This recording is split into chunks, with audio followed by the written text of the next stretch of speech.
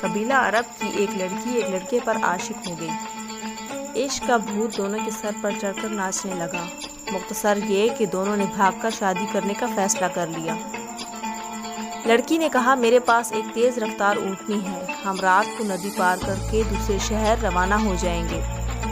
لڑکے نے بھی ہاں کر کے رضامندی کا اظہار کیا۔ رات کے پچھلے پہر وقت مقررہ پر دونوں ندی کنارے اکٹھے ہوئے۔ لڑکی بولی میں اونٹنی پر سوار ہوتی ہوں، تم اسے پیچھے سے ہانکتے ہانکتے ندی پار کرو، پھر اوپر بیٹھ جانا ندی پار کر کے۔ لڑکے نے کہا مگر ایسا کیوں، میں بھی تمہارے ساتھ ہی بیٹھ جاتا ہوں، ہانکنے کی کیا ضرورت ہے، خود بخود چل تو رہی ہے۔ لڑکی نے کہا اس کا باپ بھی ہمارا پالتو اونٹ تھا، اس کی عادت تھی کہ وہ بیچ ندی میں جا کر بیٹھ جاتا، پانی دیکھ کر مست ہو جاتا اور مارنے پیٹنے پر بھی ڈیٹھ بنا رہتا۔ یہ اونٹنی بھی پانی میں جا کر بیٹھ جاتی ہے، عادت ہے اس کی بھی، تو اس لیے تم سے کہہ رہی ہوں کہ اس کو پیچھے سے ہانکتے جانا، پھر نہیں بیٹھے گی اور ہمارا وقت بھی بچ جائے گا، ہم صبح ہونے سے پہلے شہر سے دور نکل جائیں گے۔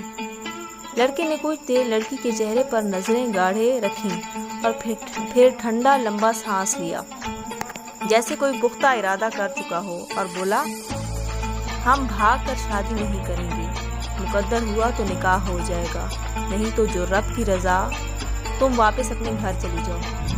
لڑکی نے کہا مگر کیوں، اچانک کیا ہو گیا تمہیں؟ اس پر لڑکے نے کہا اس اونٹنی کے باپ کی خصلت اس میں منتقل ہو گئی، تو کیا میری خصلتیں میری بیٹی میں اور آنے والی نسل میں منتقل نہیں ہوں گی؟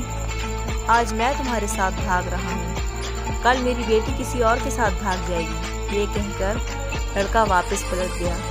دنیا مکافات عمل ہے، جیسا کرو گے ویسا بھرو گے۔